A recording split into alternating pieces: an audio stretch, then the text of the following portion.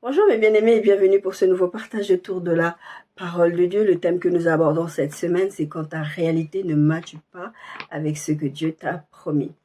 Avant de commencer, je tiens à m'excuser parce que je suis un tout petit peu prise, donc c'est possible que vous ayez un peu des difficultés à comprendre ce que je dis parce que je suis vraiment prise.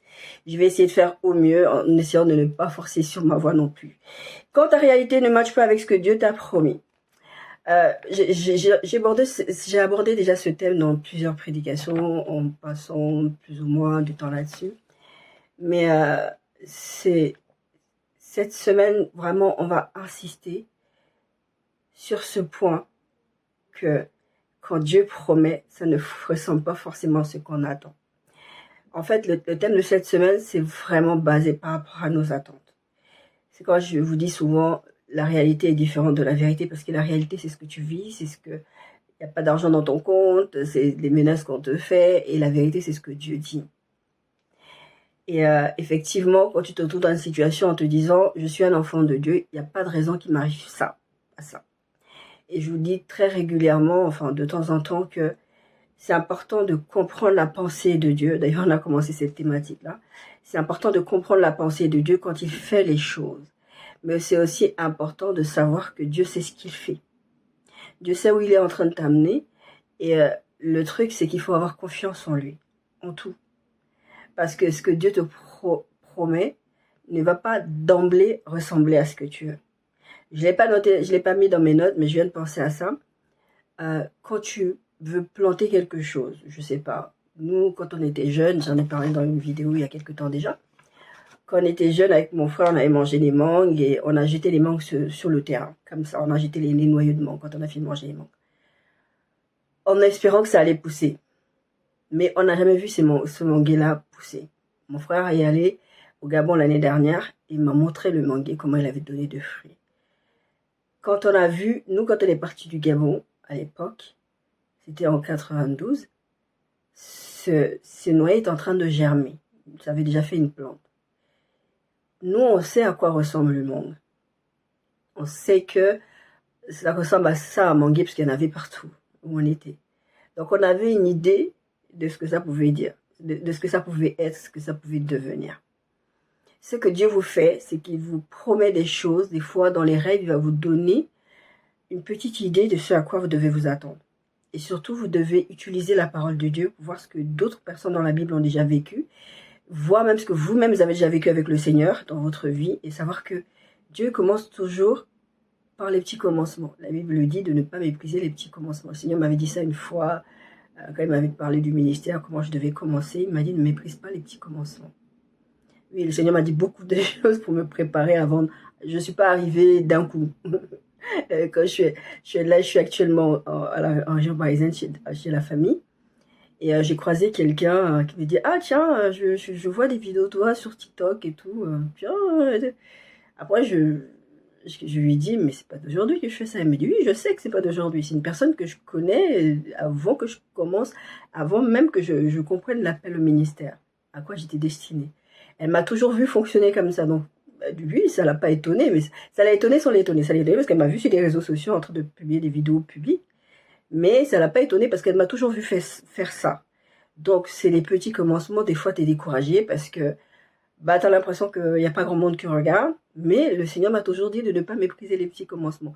Donc ce que Dieu fait, il vous promet des choses dans les rêves, il va vous montrer une idée de ce que vous devez attendre. Dans la parole de Dieu, vous allez voir comment Dieu a fonctionné avec des gens dans la Bible, et ça doit vous donner une idée du Dieu que vous servez. Et à partir de là, votre réalité ne doit pas vous perturber.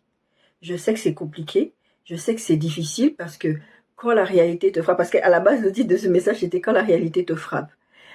Quand la réalité te frappe, c'est un peu dur. Quand tu dois avoir des finances rapidement, quand on te dit comme à Sarah, bah, c'est bon, tu peux plus faire d'enfants, et puis Dieu vient te dire, tu vas avoir un enfant. Et Sarah, elle a rigolé, elle a dit, moi, je suis déjà, c'est fini, est-ce que je peux même encore avoir des désirs pour mon mari?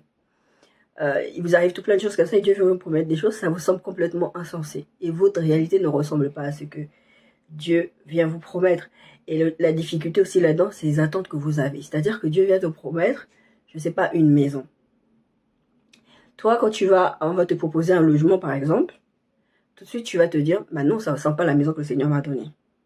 On va voir les étapes. On va voir ce message sur 5 étapes, la 5e étant la conclusion. Mais en tout cas, il y a un processus. Et le problème des processus, c'est qu'on a... Enfin, c'est même pas le problème des processus, c'est que nous, les êtres humains, les enfants de Dieu, en général, on n'aime pas les processus. On aime Dieu a dit A, et on arrive à Z. Et on oublie qu'entre les deux, il y a B, C, D, etc. Et c'est ça l'histoire des bénédictions de l'Éternel qui ne se font suivre d'aucun chagrin, je vous en ai déjà parlé. C'est-à-dire qu'il y a un moment, vous allez commencer et il y a un moment où vous allez finir. La finalité, c'est que ça ne sera pas suivi de chagrin. Mais il y a un processus au milieu. Ça ne veut pas dire forcément que tu vas arriver d'un point A, tu vas réussir, Dieu va te donner tout de suite. Il y a tout un tas de processus. D'accord? On a 2 textes de base. Le premier texte de base, c'est celui de Ésaïe 53.2. On va étudier Ésaïe 53 de 1 à 6 et 10 à 12. Mais notre texte de base, c'est Ésaïe 53.2 et le deuxième, c'est Genèse 1.2. Ésaïe 53.2 dit ceci. Il s'est élevé devant lui comme une faible plante, comme un rejeton qui sort d'une terre desséchée. Il n'avait ni beauté ni éclat pour attirer nos regards, et son aspect n'avait rien pour nous plaire. Genèse 1.2, la terre était informe et vide. Il y avait des ténèbres à la surface de l'abîme, et l'Esprit de Dieu se mouvait au-dessus des eaux. Grand 1, Dieu est un Dieu de processus. Vous savez, quand vous êtes adolescent, certains adolescents, j'ai pas eu cette problématique-là, mais j'en ai vu dans ma famille qui a eu cette problématique, et même dans mon entourage qui a eu cette problématique. J'ai pas eu un visage boutonneux, des choses comme ça. Dieu m'a fait grâce. Mais la plupart des adolescents, quand ils rentrent dans l'adolescence justement, ils ont des boutons, ils ont un visage mais vraiment ingrat, il se passe des choses. Et puis si tu prends le même gamin à 14, 15, 16 ans et tu le reprends à 20, 30 ans, ça n'a rien à voir.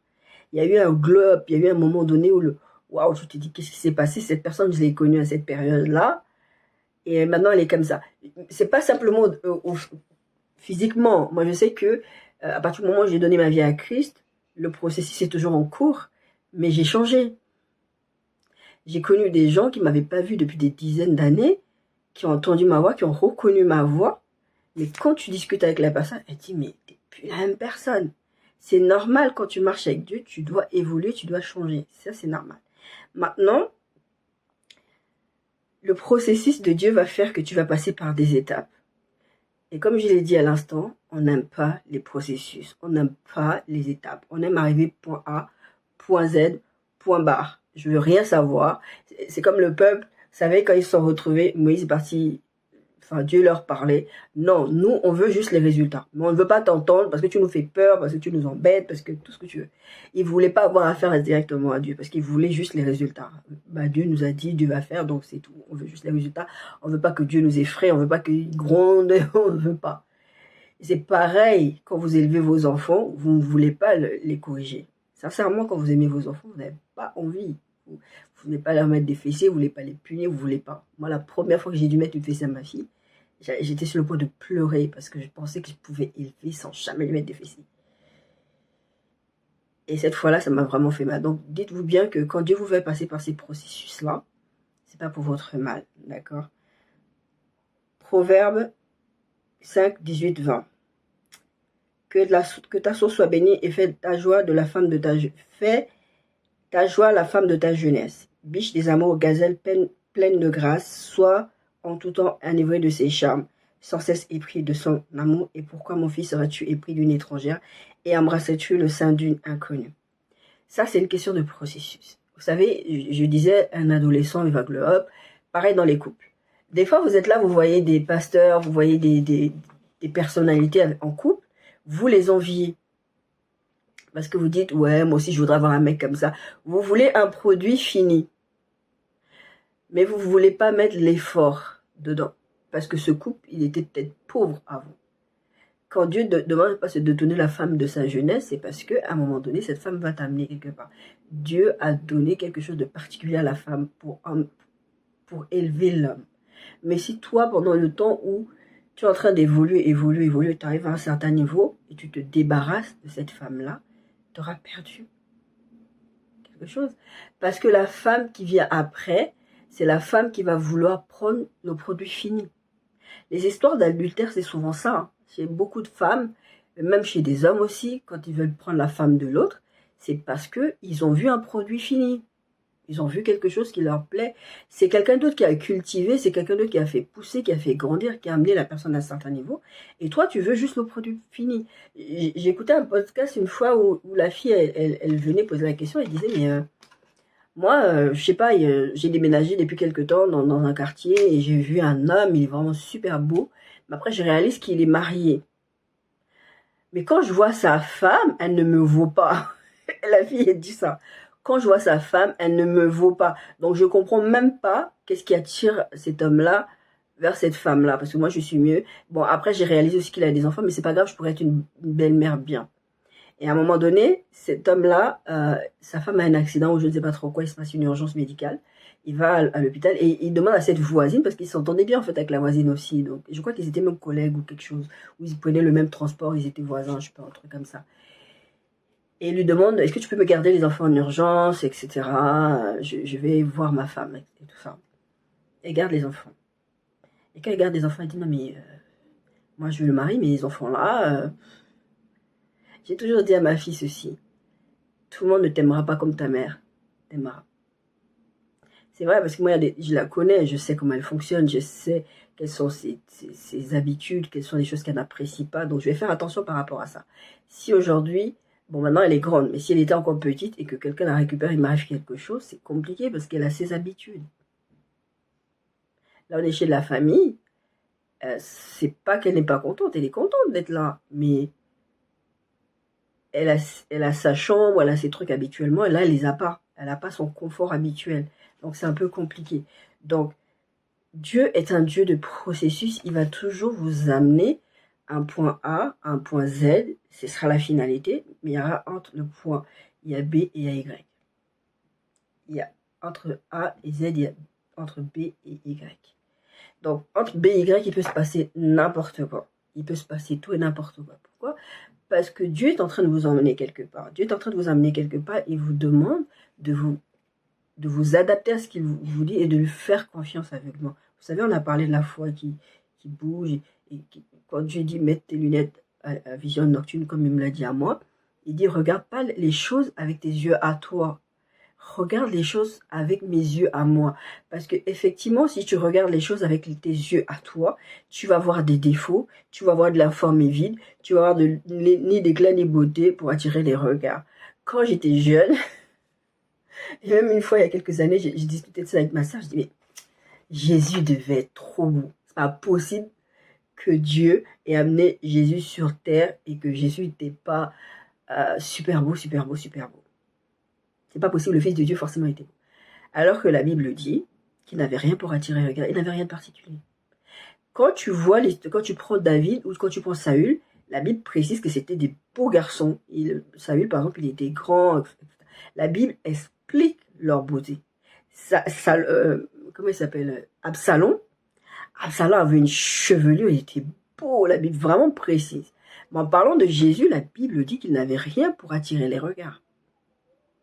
Quand la Bible parle de la création de la terre, elle dit que la terre était informe et vide. Parce que Dieu devait façonner la terre. Il y a eu un premier jour, il y a eu un deuxième jour, etc. C'était un processus. Il devait faire les choses de façon harmonieuse chaque jour. Et chaque jour qu'il créait quelque chose, il disait, ça c'était bon. Ça c'était bon. Il a créé l'homme. Il a dit, ça c'était bon. Et après, il a dit, non, il ne faut pas que l'homme soit seul. Mais pourtant, quand il a créé l'homme tout seul, il a dit que c'était bon. Donc, ce que Dieu est en train de faire dans chaque étape de votre processus, c'est bon. C'est pour votre bien. Et dans ces processus-là, ça peut être très, très douloureux, ça peut vous faire du mal, mais Dieu ne fait pas ça pour vous faire du mal. Hein. Dieu ne fait pas ça pour prouver quelque chose, ou pour vous enlever quelque chose, ou pour vous torturer, parce que souvent on croit ça, que Dieu il veut me faire du mal, parce que j'étais en train de bien m'enjailler, j'étais en train de bien vivre ma vie, il vient m'enlever des choses. On parlera de contentement. Luc 16 dit, celui qui est fidèle dans les moindres choses, l'est aussi dans les grandes, et celui qui est injuste dans les moindres choses, l'est aussi dans les grandes. Le point primordial ici, c'est celui qui est fidèle dans les moindres choses, l'est aussi dans les grandes. Dieu te demande, dans le processus où tu es, d'être fidèle dans chaque étape où il t'amène. S'il te demande, va là-bas, tu vas là-bas. Fais ça, fais-le. Ne discute pas, ne murmure pas contre Dieu. Parce que Dieu sait ce qu'il fait. On va voir un peu la rébellion, comment Dieu n'aime pas ça. Parce que c'est vrai que votre réalité là ne correspond pas à ce que Dieu vous a dit. Dieu vous a dit, je sais pas, tu vas devenir... Il a dit à Joseph, enfin, il a donné des rêves à Joseph, c'était des rêves de grandeur. Moi, je suis Joseph, je me dis que je vais arriver, je sais pas comment Dieu va faire, il va m'amener au palais, puis je vais régner, etc. C'est pas ça qui arrive à Joseph. Vous connaissez l'histoire. Joseph a dû passer par la prison. Il a été humilié. La Bible parle on reverra le texte d'Ésaïe, il a été humilié, Joseph. On l'a accusé de tentative de viol. Et à l'époque, c'est pas comme maintenant. Enfin, maintenant, il y a plein de gens qui vivent des choses, même la justice ne fait quasiment rien. Mais en tout cas, à l'époque, c'est quelque chose de grave. En plus, c'est la femme d'un officier supérieur qui l'accuse comme ça. Mais Joseph, dans sa prison, il commençait de temps en temps, il commençait à perdre espoir. C'est pour ça qu'il demandait de l'aide. Il disait, quand vous allez sortir, ne m'oubliez pas. Il l'a oublié. Parce que le processus de Dieu, c'était qu'il passe par cette prison. C'était pas évident, mais il fallait qu'il passe par cette prison. On va prendre le texte d'Ésaïe 53 et on va le décortiquer ensemble. Ésaïe 53, versets 1, 6 et versets 10, 12. Qui a cru à ce qui nous était annoncé? Qui a reconnu le bras de l'Éternel? Il s'est élevé devant lui comme une faible plante, comme un rejeton qui sort d'une terre desséchée. Il n'avait ni éclat ni beauté pour attirer nos regards, et son aspect n'avait rien pour nous plaire. Les plans de Dieu, les promesses de Dieu, quand elles s'accomplissent, mais pas quand elles sont au bout de l'accomplissement, quand elles commencent à s'accomplir, elles ne ressemblent pas à quelque chose. Vous allez voir que le fonctionnement de Dieu, c'est comme ça. Dieu n'est pas dans le bling-bling. Dieu n'est pas là pour vous caresser dans le sens du poil, pour faire du bien à vos yeux. Ça, c'est la finalité. Mais en fait, à partir du moment où tu es fidèle dans les moindres choses, dans ce processus avec Dieu, ben la finalité, tu vas la voir. Et on verra que si c'est pareil, si tu n'acceptes pas ce processus-là, tu vas rater les bénédictions que Dieu a prévues pour toi.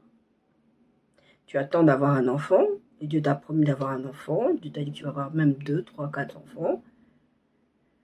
Et là, et puis même les médecins t'ont dit que tu es ménopausée, que c'est fini, tu ne peux plus faire d'enfant. C'est ce qui se passe avec Sarah. On t'a dit que c'est terminé, à ton âge, tu es à la retraite, tu ne peux plus réussir rien du tout. Alors que Dieu peut... Vous vous souvenez l'histoire c'était Jacob. Jacob, Dieu l'a donné du succès avec les histoires d'animaux t'as acheté, non t'as acheté. Dieu lui a donné les stratégies pour qu'il puisse gagner. Donc, vous pouvez arriver à l'âge de la retraite et que vous n'avez peut-être pas assez cotisé ou que vous devez reprendre votre vie à zéro quelque part. Et Dieu vous donne une idée de business et ça explose. Il faut être fidèle dans les petits pas que Dieu te donne. C'est vrai que, comme ça, quand tu vois ta réalité, bah, je suis stérile, bah, je suis ménopausée, bah, je suis... Et encore que médicalement, maintenant, on arrive à expliquer, je discute de ça de temps en temps avec ma petite sœur, qui est dans le milieu médical, elle me dit, mais on a des femmes qui sont ménopausées, qui débarquent comme ça, elles accouchent, quoi, parce que pour elles étaient ménopausées, parce que les médecins leur avaient dit qu'elles étaient ménopausées, elles n'avaient plus leur menstrues, plus rien, elles étaient ménopausées, elles avaient dépassé la cinquantaine. Elles se retrouvent avec un bébé. Donc, c'est important de suivre le processus de Dieu. Quand Dieu te parle, il sait ce qu'il dit. Et encore une fois, le problème, c'est que nous, on a des attentes. Et l'attente, là, ça ne ressemble pas. D'accord? Ésaïe 53. Voilà, lui, le verset 1, 2. Verset 3, méprisé et abandonné des hommes. L'homme de douleur est habitué à la souffrance, semblable à celui dont on détourne le visage. Nous l'avons dédaigné, nous avons fait de lui aucun cas. Et très souvent, c'est ce que vous faites, c'est ce que nous faisons. Ce que Dieu nous donne, comme ça ne ressemble à rien, on va le mépriser, on va le dédaigner. Là, ce texte parle spécifiquement de Jésus, de ce qu'il va faire, du fait qu'il va faire plaisir à Dieu, etc. Mais que les gens vont le rejeter. C'est vrai, si vous regardez tout le Nouveau Testament, ça c'est un texte d'Ésaïe, vous regardez tout le Nouveau Testament, c'est ce qui s'est passé. Comment il a été rejeté par les siens, par les pharisiens, par les gens hyper religieux qui étaient censés, parce qu'ils avaient des attentes, on parle encore des attentes, ils avaient des attentes que lui, il était censé venir pour nous délivrer de l'occupation romaine, mais c'est pas ça, alors que le plan de Dieu était beaucoup plus grand que ça. Le plan de Dieu ne s'arrête pas à ton idée de la résolution de ta situation. Le plan de Dieu est beaucoup plus grand que toi. Le jour où moi j'ai dit au Seigneur, Seigneur, moi, pasteur, moi, parce que c'est pas toi qui vas le faire, c'est moi. Parce que la tâche est tellement grande qu'il faut un grand Dieu pour l'accomplir à travers toi. Ce n'est pas toi. Il faut un Dieu grand pour faire ça à travers toi.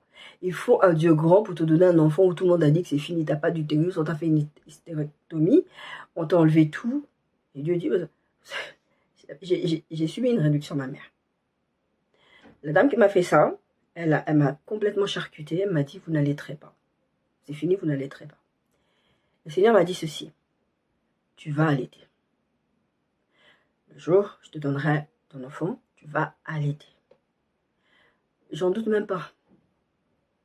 Parce que je sais que si ma réalité elle est là, je vois mon corps, je vois comment, voilà. Mais si Dieu est capable de ressusciter un mort, Dieu est capable de faire repousser des jambes, Dieu est capable de faire repousser un utérus, Dieu est capable de faire tellement de choses, il peut reconnecter mes canaux galactifores et au moment opportun, je vais allaiter. Je ne me pose même pas la question. C'est ça l'attitude que nous devons avoir, ne même pas se poser la question et de ne pas mépriser ce que Dieu dit. C'est ça qui fait mal à Dieu en fait, c'est parce que il nous dit quelque chose, il sait ce qu'il est en train de dire et nous on méprise ce qu'il est en train de dire parce que ouais, ça ressemble à rien ce que tu es en train de me dire. Parce que entre ce que tu dis et ce que je suis en train de voir là, c'est pas intéressant, ça m'intéresse pas. Moi, je veux voir le produit fini. Et qu'est-ce que la Bible dit de Jésus dans le texte d'Ésaïe 53? Cependant, ce sont nos souffrances qu'il a portées. C'est de nos douleurs qu'il s'est chargé et nous l'avons considéré comme puni, frappé de Dieu et humilié. Et très souvent, c'est comme ça que nous voyons les choses. Nous nous sentons humiliés, nous avons l'impression que Dieu ne nous aime pas. Pourquoi est-ce que je suis en train de vivre ça? Pourquoi j'arrive pas à signer ce contrat? Pourquoi j'arrive pas à avoir cette maison que Dieu a dit? Là, on parle même pas de toi, tu as des désirs. Non, on parle vraiment, c'est Dieu qui est venu te dire un truc. Et là, entre ce que Dieu te promet et ce que tu vois, ce que tu es en train de vivre, ça n'a rien à voir. La terre était informée vide. Dieu, il sait déjà dans sa tête ce qu'il va créer. Il est l'architecte parfait. L'architecte suprême. Il sait qu'il va créer, il va faire ci, il va créer les animaux, il va créer la terre, il va mettre la lumière, il va mettre les luminaires. Il sait. Mais il y a des étapes par jour. Il faut laisser les processus de Dieu se former pour vos vies, pour que vous puissiez jouir pleinement de ce que Dieu vous a promis. Si vous voulez, comment dire, j'ai pas le mot en français, accélérer les choses, vous allez vous trouver avec des problèmes. Un enfant est censé mettre 9 mois dans le ventre de sa mère, ce n'est pas pour rien. Les femmes qui vivent ce qu'on appelle un déni de grossesse, c'est des femmes, bon, il y a le déni partiel et le déni total. Moi, je parle plutôt du déni total. Le déni total, t'arrives, t'accouches, tu savais même pas que t'étais enceinte. Tous les 9 mois là, tu savais pas. Et c'est souvent ces femmes-là, elles ont un suivi particulier parce que c'est pas pour rien que Dieu donne ce temps de préparation pour l'arrivée du bébé. Il faut projeter, il faut, après un moment donné, il faut acheter, après il faut prévoir les prénoms, où est-ce que je vais vivre, est-ce que tu vas pas vivre n'importe où avec un enfant. Il y a des endroits, il ne faut pas élever les enfants. Tu t'es préparé. Et là, d'un coup, du jour au lendemain, tu te retrouves avec un bébé que t'as pas préparé, dont tu n'as pas préparé l'arrivée. Et c'est quelque chose qui est psychologiquement très très difficile. Que ce soit pour la maman, que ce soit pour le papa aussi. Parce que vous n'avez pas eu le temps de vous projeter avec cet enfant-là. Vous êtes arrivé, on vous dit juste qu'il y a un enfant. Et ça, c'est très très compliqué, d'accord? Verset 5. Mais il a été blessé pour nos péchés, brisé par nos iniquités. Le châtiment qui donne la paix est tombé sur lui et c'est par ses maîtres aussi que nous sommes guéris. Nous étions tous errants comme des brebis, chacun suivait sa propre voie et l'Éternel a fait retomber sur lui l'iniquité de nous tous. Nous étions tous errants comme des brebis, chacun suivant sa propre voie. Avant, tu faisais tout ce que tu voulais. Dieu te promet un truc. Maintenant, tu n'es plus comme une brebis errante. Dieu t'a promis, juste suis son processus. Parce que tu vas te créer des problèmes pour rien, en fait. Et la Bible dit, verset 10, il a plu à l'Éternel de le briser par la souffrance. Ça, c'est le plan du salut. Mais dans nos vies, Dieu, des fois, va nous briser par la souffrance. C'est parce qu'il veut t'emmener quelque part. Des fois, souvent, les processus de Dieu passent par de la souffrance. Est-ce que vous imaginez ce qu'Abraham a dû ressentir, et c'est pour ça qu'il n'a pas dit à Sarah, a dû ressentir quand Dieu lui a dit, va sacrifier ton fils, ton unique, celui-là que je t'ai dit que c'est le fils de la promesse. Déjà, l'autre là-bas, on l'a chassé. On va le chasser plus tard. Mais en tout cas, on lui a promis que c'était le fils de la promesse. L'enfant est arrivé, je crois qu'il avait déjà été chassé. Et Dieu va lui dire, Maintenant, il faut que tu le sacrifies. Oui, il y avait plus Agar parce qu'il avait... je vous ferai un message peut-être la semaine prochaine sur le fait que Dieu n'est pas sentimentaliste. Parce qu'à un moment donné, Dieu avait un programme avec ce fils qui était ce fils de la promesse. Et ils ont attendu... Entre le moment où Dieu leur a fait la promesse, le moment où la promesse a accomplie, ils ont attendu 25 ans. Ils ont l'enfant au bout de quelques années. L'enfant, je crois, il est préadolescent. Et Dieu lui dit, il va le sacrifier. Abraham, il n'a pas cherché à comprendre. Il a fait ce que Dieu lui a dit. Il a parlé. Il ne sait pas ce que Dieu va faire. Il ne sait pas comment Dieu va... Mais Seigneur, tu te débrouilles. C'est ton affaire. Souvent, il y a des situations où je ne comprends même pas. Je dis à Dieu, écoute, c'est toi qui as dit ça, tu te débrouilles. Moi, je ne veux pas savoir, parce que là, je ne comprends pas. Ça dépasse mon entendement. Et c'est vrai, les situations comme ça, quand votre réalité ne matche pas avec ce que Dieu dit, les promesses de Dieu pour vous, vous sortez, vous comprenez même pas, vous ne comprenez pas ce qui se passe. Ça dépasse votre entendement. Et souvent, en plus, quand vous êtes proche de la réalisation de la promesse, quand vous êtes proche du bout de la réalisation, c'est là que les choses empirent. Et là, vous vous demandez est-ce que vraiment c'était Dieu qui avait parlé. Je suis passée par là. Et je passe encore par là des fois. Est-ce que c'est vraiment Dieu qui avait parlé parce que ça ne ressemble pas à ce que Dieu a dit. À forme vide, ni éclat, ni beauté, rien pour attirer les regards. Et les gens vont se moquer de vous. C'est ce qui s'est passé avec Jésus. Les gens vont se moquer de vous. Quand le Seigneur m'a dit, tu pars en Bretagne. Le Seigneur me parlait dans les rêves. Tu pars en Bretagne, tu pars à tel endroit, tu pars à tel endroit, tu pars à tel endroit. Moi, j'étais contente. Je dis, je suis bretonne, etc. Et je partais pas. Les gens se moquaient de moi. Ah, d'accord là, ah, d'accord là. Ils se moquaient de moi parce que, entre le moment où j'ai dit que je partais en Bretagne et le moment où je suis effectivement partie, ça a mis du temps. Et les gens se moquaient de moi parce que moi, pour moi, j'étais déjà partie. Moi, Dieu avait parlé, c'était bon. Comment Dieu allait se débrouiller? J'avais même pas mis de l'argent de côté, j'avais pas de finance, j'avais rien. Il y avait juste de l'argent bloqué pour ma fille, un compte bloqué pour ma fille. Pour moi, je ne savais pas comment Dieu allait faire. Tu te débrouilles. C'est toi qui m'as dit, je pars en Bretagne. Tu te débrouilles. Et un jour, je me suis levée, je suis partie. Là, quand je suis venue, et quelqu'un qui m'a... Enfin, au moins 2 personnes qui m'ont posé la question, mais ça fait longtemps que je ne l'ai pas vu. Mais ça fait longtemps, très longtemps, je ne te vois plus ici. Ben, j'habite plus ici. Les gens se moquaient de moi. Les gens vont se moquer de vous. Les gens se moquaient probablement de Noé quand il était en train de construire l'arche, puisque la Bible précise qu'il n'avait jamais eu de pluie. Et le gars, il est en train de construire un truc parce qu'il va y avoir une pluie, un déluge, un truc comme ça. Tu fais quoi, Noé? Bah, je construis l'arche parce qu'il va... Ah, mais qu'est-ce que t'es bête. Mais qu'est-ce que tu racontes? Ils ont dû se moquer de lui. Les projets que Dieu a pour vous, tu vas avoir un enfant, tu as 50 ans, tu as peut-être 55 ans. Médicalement, on va vous dire non, c'est pas bon. Les grossesses, ils appellent ça gériatrique, c'est pas bon parce que les risques pour le bébé. Je dis pas que c'est faux, mais moi je dis que quand c'est Dieu qui dit, Dieu prend soin même de l'enfant. Donc vous devez avoir confiance en Dieu. Et ce texte d'Ésaïe, oui, il a souffert, mais la souffrance avait un but. La souffrance de Jésus avait un but, c'était le salut de l'humanité. Vos souffrances ont un but et ont une fin. Dieu veut que vous soyez fidèles dans ce processus-là. Dieu veut que vous appreniez à lui faire confiance dans ce processus-là. Et Dieu veut que vous appreniez à vous attendre à lui dans ce processus-là. Parce que très souvent, vous avez tendance à vous confier dans les hommes. C'est ce qu'il a fait, Joseph, quand il a dit, oui, si vous sortez, quand vous allez sortir, ne m'oubliez pas. J'ai lu un texte hier, je ne me souviens pas de la référence, mais le texte disait, l'homme qui se confie dans l'homme est une abomination. Ce texte, je ne m'en souvenais même pas. Je me souviens juste du texte qui dit, malheur à celui qui se confie dans l'homme, quelque chose comme ça. Mais vraiment, la Bible dit que l'homme qui se confie dans l'homme, c'est une abomination devant l'Éternel. Parce que Dieu veut que dans tes processus-là, tu t'attendes à lui.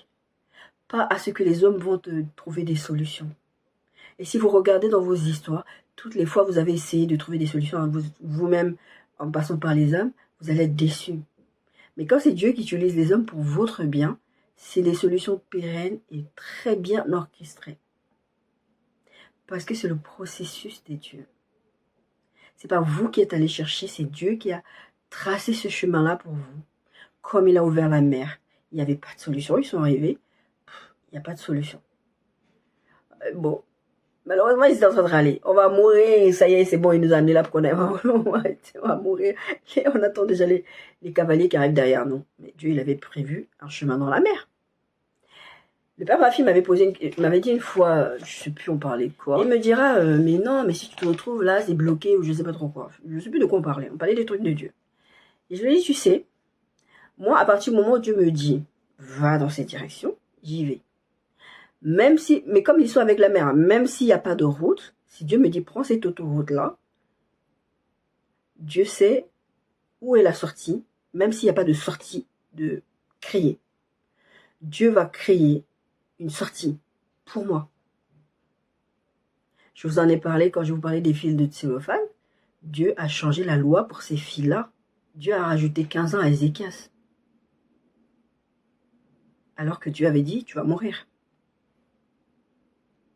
Vous devez apprendre à faire confiance à Dieu. Parce que même si ça vous fait mal maintenant, même si vous avez peur maintenant, même si votre situation est compliquée maintenant, faites confiance au processus de Dieu. À cause du travail de son âme, verset 11, Ésaïe 53, il rassasiera ses regards. C'est-à-dire que ce que Jésus a fait pour le salut de l'humanité, Dieu est content. Ça, c'est une prophétie qui va s'accomplir après. Mais en tout cas, c'est sûr que Dieu l'a élevé après en dignité, le nom au-dessus de tous les noms, tout ce qui a été dit sur Jésus par Dieu lui-même. Dieu lui-même, il dit quand Jésus va être baptisé, celui-ci est mon fils bien-aimé, écoutez-le. Il a tout misé sur lui parce qu'il avait confiance en lui. Et Jésus a confiance en Dieu. Il a dit, moi, tout ce que Dieu me dit de faire, je le fais. Quand il accomplissait des miracles, Seigneur, quand l'histoire de Lazare, tu le vois prier, il dit, Seigneur, moi, je ne fais pas ça parce que j'ai quelque chose à leur prouver. Mais c'est parce que c'est pour eux que je fais ça. Pour qu'eux voient que c'est toi qui m'as envoyé. Jésus ne paniquait pas devant les situations. Vous voyez, dans la barque, il est là comme ça. Les gars vont dire, mais qui est donc celui-ci à qui obéissent même le vent et la mer? Alors, vous imaginez bien que vos situations ne sont pas exceptionnelles devant Dieu. Vous devez faire confiance à ce processus-là. C'est pas parce que vous avez l'impression que Jésus dort dans la barque qu'il ne voit pas ce qui se passe. Moi, je suis quelqu'un, je dors. Je peux dormir très profondément, mais vous me parlez, je vais avoir une conversation avec vous. Une conversation dont je vais me souvenir à mon réveil. C'est pas parce que je dors que je ne me rends pas compte de ce qui se passe. Je me rends très très bien compte de ce qui se passe autour de moi. J'ai pas un sommeil lourd. D'ailleurs, les enfants de Dieu, s'il vous plaît, évitez d'avoir des sommeils lourds. Cherchez l'intimité avec le Saint-Esprit parce que des fois, il se passe des trucs dans la nuit. Bref. Nombre 13, verset 1 à 2, verset 17 à 23, verset 25 à 33. Et après, on va lire Nombre 14. Vous savez, c'est quand Dieu dit à Moïse, va demander à prendre des espions envoie-les dans le pays où coule le lait et le miel. C'est Dieu qui les a promis, je vais vous amener dans le pays où coule le lait et le miel. Il y a un moment donné, Dieu leur fait cette promesse-là. Le temps qu'ils sortent d'Égypte, le temps que Pharaon les libère, le temps qu'ils vivent tout ce qu'ils ont à vivre, qu'ils se retrouvent devant la mer, qu'ils traversent le désert, ils vivent plein de choses. Tout ça, c'est le processus de Dieu. Dieu les a fait passer par toutes ces choses parce que Dieu voulait qu'ils apprennent à lui faire confiance, à se confier à lui seul. Et arrêtez de râler parce qu'ils avaient la mentalité, attends, on te libère de l'esclavage, tu dis, oh, les concombres et l'ail d'Égypte. C'est ça ce que tu as retenu, on est en train de te libérer, tu n'étais même pas libre.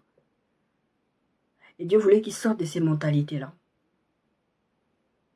Il leur fait traverser tous ces processus. Maintenant, quand ils sont au bout, quasiment au bout, Dieu dit, envoie des gens aller rechercher les fruits du pays pour que vous voyez. Et Moïse précise bien, regardez la taille de la terre, regardez ce qui se passe, regardez les habitants, regardez tout. En sachant que Dieu avait déjà prévu qu'ils allaient avoir tous ces défis-là. Je vous ai prêché sur quand Dieu prévoit tes défis. Dieu savait, mais il fallait qu'eux-mêmes réalisent aussi en tant que personne, parce que c'est Dieu combat pour eux, Dieu combat avec eux, mais ils doivent y aller quand même. Donc, au moins, vous voyez comment c'est. Vous imaginez un espion aujourd'hui, par exemple de l'État français, ou de n'importe quel État souverain, on t'envoie aller regarder ce qui se passe pour voir comment tu peux infiltrer le pays, et toi tu reviens en mode panique, oh, mais il y a trop de problèmes, il y a trop de problèmes. C'est ce qu'ils ont fait. C'est ce qu'ils ont fait. Vous verrez le pays ce qu'il est et le peuple qui habite, s'il est fort ou faible, s'il est en petit ou en grand nombre, ce qu'est le pays où il habite, s'il est bon ou mauvais, ce ce que sont les villes où il habite, si elles sont ouvertes et fortifiées. Tout ça, là, Moïse va leur dire, vous regardez toutes ces choses. Ils vont y aller, ils montèrent et ils exploraient le pays, verset 21, nombre 13.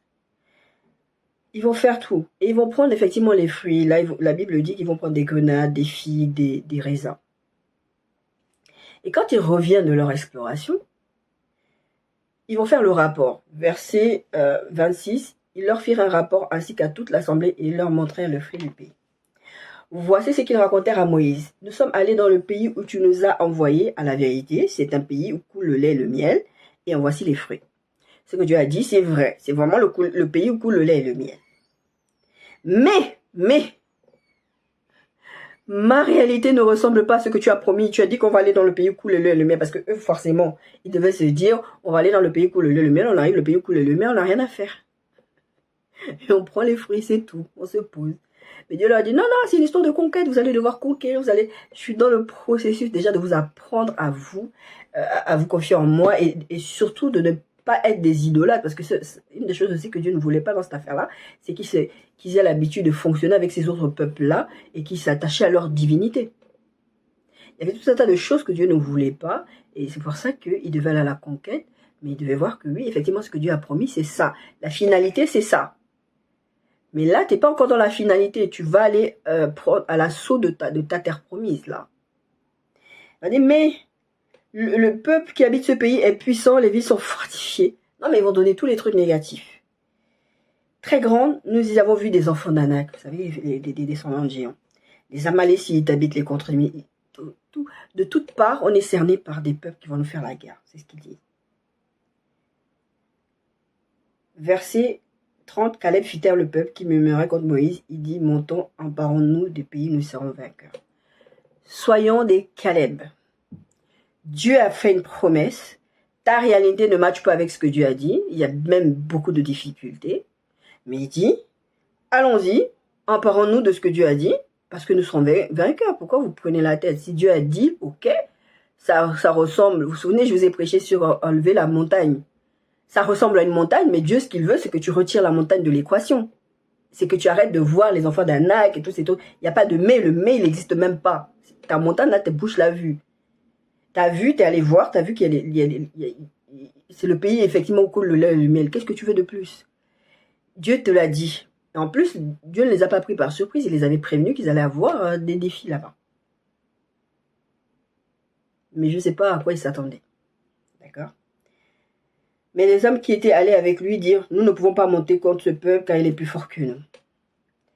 Et décrire devant les enfants d'Israël le pays qu'ils avaient exploré. Ils dirent, le pays que nous avons parcouru pour l'explorer est un pays qui dévore ses habitants. Tous ceux que nous y avons vus sont des hommes d'une haute taille. Et nous avons vu les géants d'enfants d'Anak, de la race des géants. Nous étions à nos yeux et aux leurs comme des sauterelles. Ils ont vu que des difficultés. C'est-à-dire que vous, là, vous êtes dans votre processus. Vous savez que Dieu vous a mis dans un processus. Et vous commencez à avoir que les difficultés. Et ça ne plaît pas à Dieu. Et ça ne va pas plaire, comme on va le lire dans Nombre 14 là, ça ne va pas plaire à Dieu. Parce que je vous ai fait une promesse. Je ne veux pas que vous regardiez les à côté, je ne veux pas que vous regardiez les défis. Ça ne veut pas dire que ce n'est pas une réalité tes défis, ça ne veut pas dire qu'il n'y a pas le diagnostic du médecin, ça ne veut pas dire que tu n'as pas un certain âge, tu n'es pas marié, tu n'as pas d'enfant, ça ne veut pas dire ça. La réalité, on la connaît. Mais ce que Dieu te demande de regarder, c'est ce qu'il a dit, la promesse à laquelle est attachée sa parole. Si Dieu a dit quelque chose, attache-toi à cette parole. J'ai dit que vous allez prendre possession de ça, j'ai dit que je vais te donner ça. Et eux, ils partent... prendre des fruits. Et les fruits, ça peut être des fois, je vous ai déjà dit ça, ça peut être des fois dans des rêves. Dieu vous montre, par exemple, des scènes de quotidien, comment vous allez vivre plus tard, ou quand Dieu va vous dire que vous allez épouser quelqu'un. Mais le fait que vous allez épouser quelqu'un, ça ne veut pas dire que ce sera que du positif, il n'y aura jamais de négatif. Il y a beaucoup de gens, vous divorcez, Dieu vous a amené quelqu'un, mais vous divorcez parce que vous ne voulez pas faire l'effort dans le mariage. Vous pensez que le mariage, c'est la cérémonie, il y a la fête, et vous pensez... Il y a des gens qui se marient pour le sexe. Vous pensez que le mariage, ça s'arrête qu'au sexe. Le mariage, c'est un travail de tous les jours. Je disais tout à l'heure, au début de vidéo, que vous avez des gens qui ont envie d'autres couples, qui veulent aller prendre le mari de l'autre, ou qui veulent aller prendre la femme de l'autre, parce que le produit est fini. Mais c'est une construction. Arrose ton jardin. Travaille sur ça pour que ça arrive à ce résultat-là. Mais toi, tu veux juste arriver à ce que tout soit prêt. Bah, il a dit le pays coule le miel, le pays coule le lait, le miel, on va le pays coule le lait, le miel, c'est tout. Je veux même pas avoir de guerre. Des fois, quand vous devenez même enfant de Dieu, vous vous dites, j'en ai marre. Moi, j'ai quitté je ne suis plus païen parce que je viens à Jésus, parce que Jésus va solutionner mes problèmes. Et souvent, c'est comme ça qu'on vous évangélise. Et c'est un non-sens. On vous évangélise en vous disant, viens à Jésus, il va régler tous tes problèmes. Viens à Jésus. Jésus, il vous promet des problèmes. Il dit, vous allez vivre, vous arrivez des trucs. Et je vous dis très souvent, en tant qu'enfant de Dieu, même dans vos milieux normaux de tous les jours, au travail, vous êtes persécutés sur des petites choses parce que vous êtes des enfants de Dieu. Donc ne croyez pas qu'être chrétien, c'est la facilité. Si c'est ce qu'on vous a raconté, on vous a menti. Mais c'est celui qui persévérera, la Bible dit, c'est celui qui persévérera jusqu'au bout qui recevra la couronne. Ça ne veut pas dire que c'est facile. Mais ça veut dire que c'est possible. Tout est possible à celui qui croit. Le chapitre 14 parle de la colère quelque part de Dieu. Pas quelque part, de la colère de Dieu. Verset 1. Toute l'assemblée élevait la voix et poussa des cris, et le peuple pleura pendant la nuit. Tous les enfants d'Israël murmuraient contre Moïse et Aaron, et toute l'assemblée leur dit, que ne sommes-nous pas morts dans le pays d'Égypte, et que ne sommes-nous pas morts dans ce désert? Pourquoi l'Éternel nous a fait-il aller dans ce pays où nous tomberons par l'épée, où nos femmes et nos petits-enfants deviendront une proie? Ne vaut-il pas mieux pour nous de retourner en Égypte? Et quand vous retrouvez dans des situations comme ça, vous voulez retourner en arrière. Parce que ce que Dieu a dit, ce que je vis, c'est pas possible, je préfère retourner dans ce que je connais. Vous allez rater une bénédiction, vous allez rater une porte ouverte, parce que vous n'avez pas la patience de laisser Dieu agir dans son processus. Ils voulaient repartir en arrière alors qu'ils ont vécu des difficultés rien que pour sortir d'Égypte. Il a fallu 10 plaies pour que Pharaon les laisse partir. Et ce n'est pas des plaies drôles. Mais malgré ça, ils sont en train de râler parce que oh, une difficulté encore en plus. Et des fois, vous êtes à bout. Et le diable aussi profite des moments où vous êtes vulnérables. Vous savez, les stratégies, je vous ai parlé des stratégies et des temps favorables du diable. Et là, vous êtes vulnérable, là, c'est bon, j'en ai marre. À chaque fois, je suis chrétien. La moindre chose, c'est toujours des combats. Je veux la paix. Et vous souffrez. Parce que vous voulez la paix. On parlera de paix à la fin. Et se dire l'un à l'autre, nommer un chef et retourner en Égypte. Bon, il va se passer des choses. Caleb, verset 7, il parlait ainsi à toute l'assemblée des enfants d'Israël, nombre 14. Le pays que nous avons parcouru pour l'explorer est un pays très bon, excellent. Si l'Éternel nous est favorable, c'est toujours Caleb et les personnes qui sont contre les autres qui ont fait le rapport en disant oui, c'est vrai, c'est bon, Dieu a promis, c'est vrai, ça ressemble vraiment à tout, mais il y a des problèmes. Ils vont dire non. Ils vont insister en disant le pays est bon, la promesse de Dieu est bonne. Ce que Dieu a promis, c'est bon. Je vous disais, premier jour, ce que l'Éternel a créé, Dieu dit c'est bon. Le pays est bon et un pays très bon et excellent, verset 7. Si l'Éternel nous est favorable, il nous mènera dans ce pays, il nous le donnera. C'est un pays où coule le lait et le miel. Il dit, si Dieu nous est favorable, lui il dit si là, il ne devrait même pas dire si, puisque c'est Dieu qui les a envoyés là-bas. En vrai, c'est de dire, c'est quoi, quels que soient les défis que nous allons vivre, puisque Dieu est avec nous, la Bible dit, si Dieu est avec vous, qui sera contre vous? Puisque Dieu est avec nous, il n'y a pas de raison de paniquer. On n'a pas à paniquer. Il leur dit ça. Seulement, ne soyez point rebelles contre l'Éternel. C'est un avertissement pour vous et pour moi. Ne soyons pas rebelles. Ne soyons pas rebelles contre l'Éternel et ne craignez point les gens de ce pays, car nous sauverons de pâture. Ils n'ont plus d'ombrage pour les couvrir. L'Éternel est avec nous. Ne les craignez point. Et les autres parties du texte, verset 11, Dieu va se fâcher, il va dire, jusqu'à quand ce peuple me méprisera-t-il? Jusqu'à quand ne croira-t-il pas en moi malgré tous les prodiges que j'ai faits au milieu de lui? À un moment donné, Dieu se tourne vers toi, mon bien-aimé, ma bien-aimée, et te dit, mais jusqu'à quand tu vas me mépriser? C'est pas parce que ta réalité ne ressemble pas à ce que je t'ai promis que ce que j'ai promis ne va pas arriver. Dieu dit que tu es en train de le mépriser quand tu ne fais pas confiance en ce qu'il t'a dit. Il dit, jusqu'à quand ne croira-t-il pas en moi malgré tous les prodiges que j'ai faits au milieu de lui? C'est la question que le Seigneur te pause. Jusqu'à quand tu vas arrêter de... Arrête de ne pas croire à lui, parce qu'il t'a déjà montré, il t'a montré dans la parole de Dieu. C'est pour ça que je vous parlais de lire la Bible tout à l'heure. Il t'a montré dans sa parole, il t'a montré avec des gens autour de toi, il t'a montré dans ta propre vie qu'il est capable. Pourquoi maintenant, dans cette situation-là, tu commences à paniquer? Et Dieu va donner une sentence. Dieu va dire, vous ne verrez pas la terre, puisque c'est ça, vous ne verrez pas la terre. La conclusion de Dieu, c'est de dire, ok, puisque tu ne crois pas en moi, pourquoi tu veux que je fasse quelque chose pour toi? Et des fois, vous ratez des bénédictions, tout simplement parce que vous n'avez pas cru en ce que Dieu est capable de faire. Parce que vous êtes dans cette position où vous dites, il y a un problème entre ce que Dieu dit.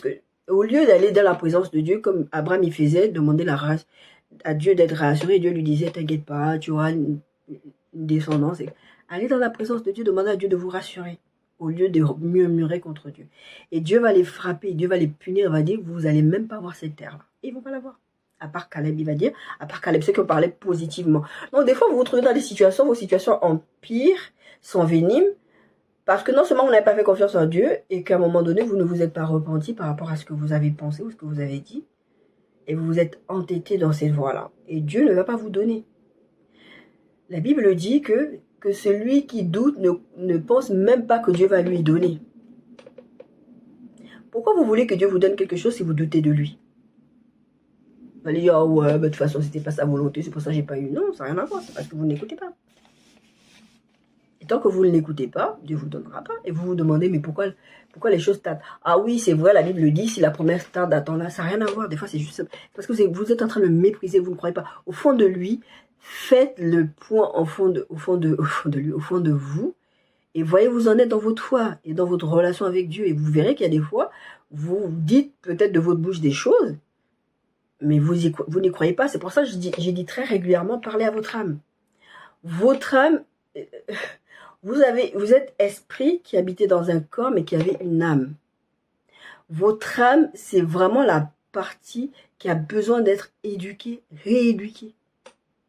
C'est la partie qu'il faut à chaque fois répéter ce que Dieu dit. C'est pour ça que David disait, mon âme, pourquoi t'as battu au-dedans de moi? Parce que son âme n'était pas d'accord avec ce qu'il vivait, les choses que Dieu lui disait. Vous devez parler à votre âme quand votre âme commence à râler, ouais, Dieu il avait dit ça, Dieu il avait dit ça. Oui, vous êtes dans un processus. Dieu il a dit ça, il va le faire. D'accord? Grand 2, être dans le contentement. On a pris beaucoup de temps pour parler de processus, être dans le contentement.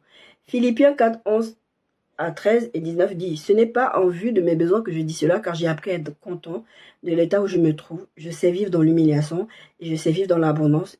En tout et partout, j'ai appris à être rassasié et à avoir faim, à être dans l'abondance et à être dans la disette. Je puis tout par celui qui me fortifie. Et mon Dieu pourvoira à tous vos besoins selon sa richesse avec gloire en Jésus-Christ. Apprenez à vous contenter de là où vous êtes avec Dieu. Si Dieu vous amène dans un chemin, acceptez ce chemin-là. Quand ils sortaient d'Égypte, ils avaient la nuit, le jour et la nuit, ils étaient conduits. Quand Dieu disait c'était stop, ils s'arrêtaient, ils faisaient leur camp. Quand Dieu disait c'est bon, départ, c'était départ. Il y avait un processus, mais ils ont appris à se contenter de là où Dieu les a amenés. Bon, après on connaît l'histoire du peuple, gros râleur, c'est pour ça que Dieu se fâchait. Mais en tout cas, apprenez à marcher au pas avec Dieu et vous contenter de ce que Dieu vous donne. Si Dieu vous a promis des richesses, n'allez pas, comme par exemple, c'était qui? C'était Rebecca ou... C'était laquelle là? Non, c'était Rachel, qui a fait en sorte que son fils Jacob n'ait pas l'héritage par rapport à son fils. Elle n'avait pas besoin de faire ça. Dieu allait faire son travail. C'est pareil, Sarah qui a voulu aller aider Dieu en disant, ouais, Agar, il faut que tu fasses l'enfant avec ma servante. Après, ça lui a créé des problèmes.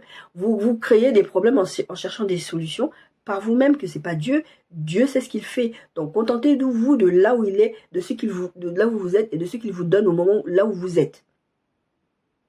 Moi, le Seigneur, à chaque fois, il m'a fait grâce de me dire, tu vas déménager là, tu vas aller à tel endroit, tu vas habiter là, mais après, c'est pas définitif, c'est transitoire. Et des fois, il me le dit pas tout de suite, mais c'est arrivé que dans la foulée, il me dit, tu as encore 2-3 logements là à déménager et après tu auras tel logement. Je connais un des prochains logements que je vais avoir. Je sais. Je sais que là où je suis actuellement, ça fait 1 an que je suis dedans, en Bretagne, et je sais que c'est transitoire. On parlera de transition. c'est pas définitif, donc je me contente. C'est vrai que là-bas, il y a des problèmes, on a des problèmes, c'est des bâtiments neufs, on a des problèmes de moisissure. Et encore une fois, la réalité, pour moi, à un moment donné, je me suis dit, est-ce que... je me suis posé la question, est-ce que c'était vraiment Dieu qui m'avait envoyé la bête? Peut-être que je me suis trompée. Parce que comment c'est possible que Dieu me donne un truc, il y a de la moisissure, ça me crée des problèmes de santé. C'est pas que Dieu veut que j'ai des problèmes de santé, c'était un endroit transitoire. Il y a plein de raisons que j'ai compris aujourd'hui pourquoi Dieu m'a positionné dans ce logement-là, mais je sais que je ne vais pas rester là. Donc, c'est vrai, j'ai voulu faire, j'ai les voisins, venez, on va faire des actions de justice, on va faire ci, on va faire ça. Moi, une des choses, j'étais là, oui, c'est vrai, il faut faire. Et puis, à un moment, je me suis tenue dans la présence de Dieu. J'ai parlé à Dieu, j'ai dit, mais attends, c'est Dieu qui m'a emmené là. Seigneur, c'est ton problème, tu règles ça. Tu me dis qu'est-ce que je dois faire? Est-ce que je dois faire une procédure? Est-ce que je dois faire ci? Est-ce que je dois faire ça? C'est hors de question que je me lève, aller faire un truc, ça me crée des problèmes encore plus. Et je suis allée voir le maire de ma vie. J'ai parlé au maire de ma vie qui m'a dit... parce que j'avais commencé à préparer un dossier pour demander un nouveau logement. Parce que je me suis dit, bon, de toute façon, Dieu m'avait dit que c'était pas... Vous voyez, on essaie de trouver les solutions nous-mêmes. C'était pas définitif là. Donc, est-ce qu'il faut pas que je fasse une demande? Et le maire, il me dira, n'allez pas vous mettre dans les problèmes. Et là, j'ai entendu Dieu me parler. C'était le maire qui parlait, mais j'ai entendu Dieu me parler. Tu me dis, c'est mon problème, c'est moi qui t'ai amené dans ce logement-là. Donc, c'est à moi de te dire quand est-ce que tu pars. Pourquoi tu vas chercher des solutions toi-même? Mon problème n'est pas réglé. Ma réalité, elle est toujours là. Mais j'ai confiance en Dieu. Ça ne veut pas dire qu'il y a des moments où je ne suis pas découragée. Ça ne veut pas dire qu'il y a des moments où c'est un peu compliqué. Bah si, c'est un peu compliqué. Mais l'apôtre Paul, il dit... Bon, c'était un contexte différent. Il dit, mais j'ai appris à vivre dans le contentement. Aujourd'hui, peut-être tu ne manges pas beaucoup parce que tu n'as pas assez de finances ou des choses comme ça. La Bible dit, et mon Dieu pourvoira tous vos besoins selon sa richesse. Avec gloire en Jésus-Christ. Faites connaître vos besoins à Dieu. Seigneur, là, c'est difficile. Bon, mais contentez-vous de là, Dieu vous emmène. D'accord? Grand toi, tes attentes ne sont pas la pensée de Dieu. On a parlé un peu d'attente, un peu depuis le début. Effectivement, la problématique, c'est que vous avez des attentes par rapport à ce que Dieu vous promet et vous pensez que les choses vont arriver comme vous l'imaginer. Élie, il dit, il y a l'histoire avec les prophètes de Baal, etc. Pour lui, il a démontré que Dieu est Dieu. Donc, normalement, tout le monde doit se convertir, y compris Jézabel. Il avait des attentes. Et quand il entend que Jézabel veut le tuer, il devient déprimé, dépressif. Pourquoi? Parce qu'il avait des attentes pour lui, vu que Dieu est derrière ça, et vu que Dieu est en train de le conduire quelque part, vu que Dieu est en train de l'utiliser puissamment. Donc, il va forcément avoir ce résultat-là. C'est ça qu'il pensait. C'est la même chose qui se passe dans le texte de Luc 24 qu'on a vu, je crois, la semaine dernière. Quand les deux disciples, après que Marie, et après la résurrection de Jésus, etc., ils marchaient comme ça, et puis ils discutaient, et puis Jésus vient, mais vous parlez de quoi? Ils ne reconnaissent pas Jésus. Mais toi, tu sors d'où? Comment ça, tu sais pas qu'est-ce qui s'est passé ici? À un moment dans le texte, verset 21, nous espérions que ce serait lui qui délivrerait Israël, mais avec tout cela, voici le 3e jour que ces choses se sont passées. Ils n'ont même pas laissé à Dieu le temps d'agir.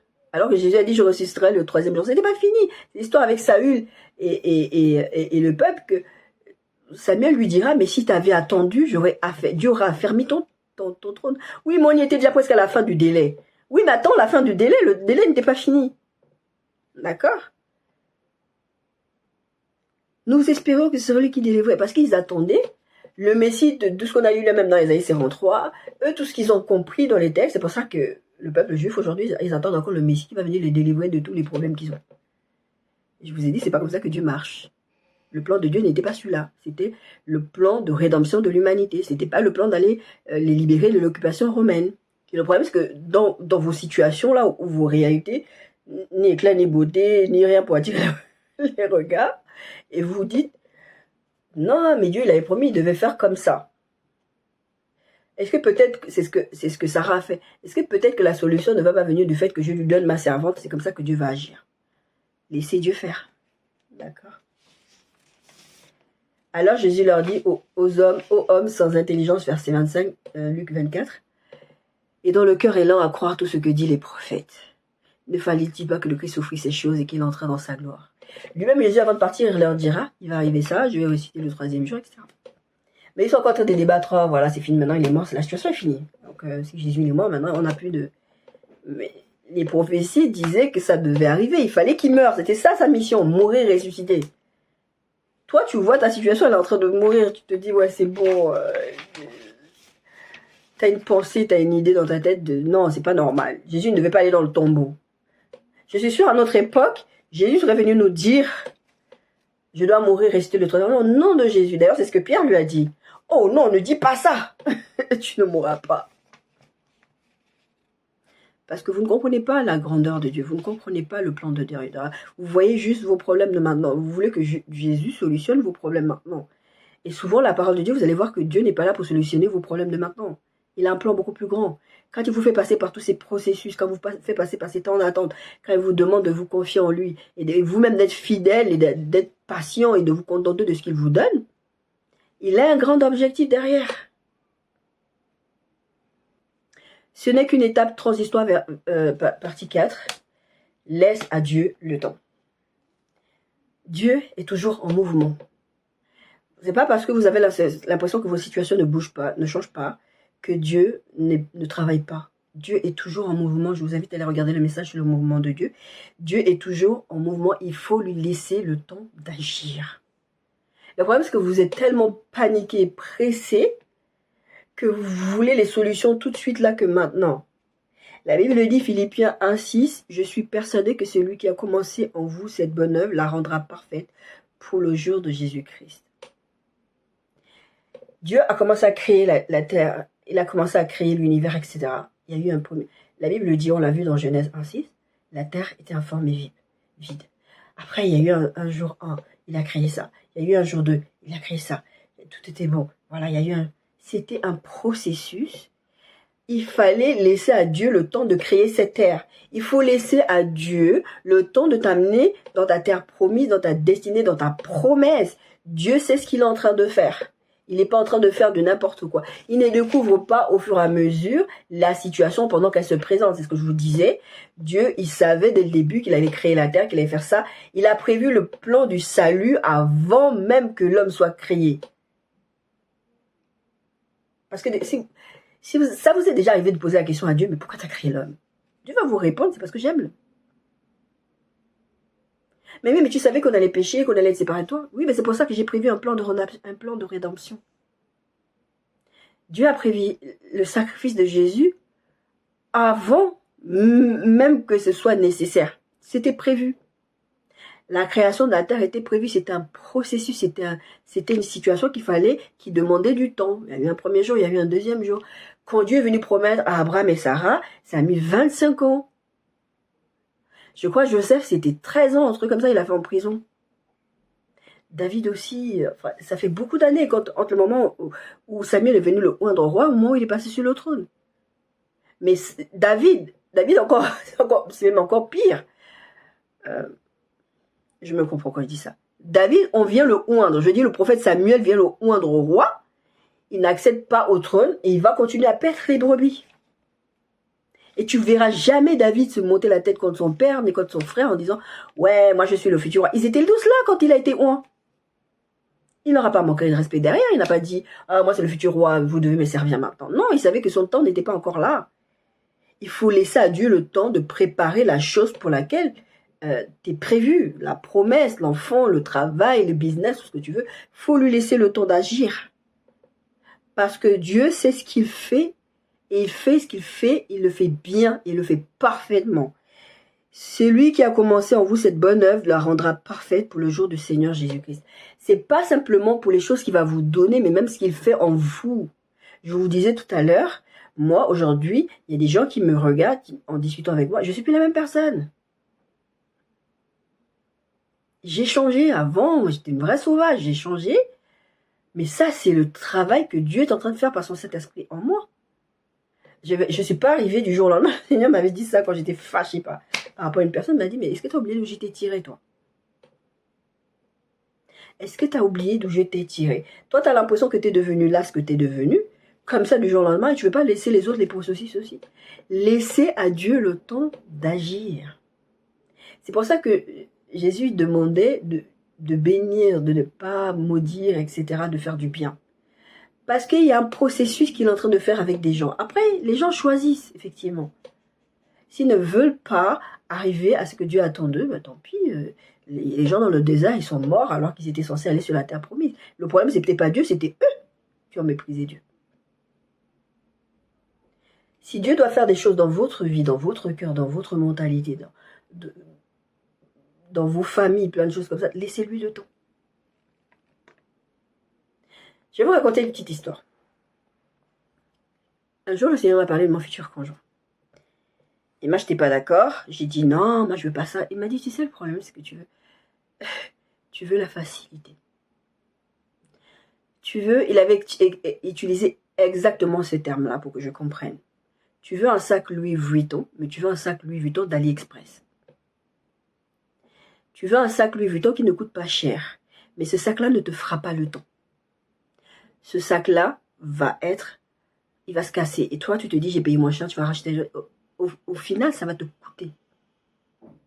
Parce que toutes les choses qu'on achète moins cher, qui se cassent, en fait, tu as l'impression que c'est moins cher et tu ne payes pas cher. Donc, ça va. J'ai payé que 10 €, ça passe.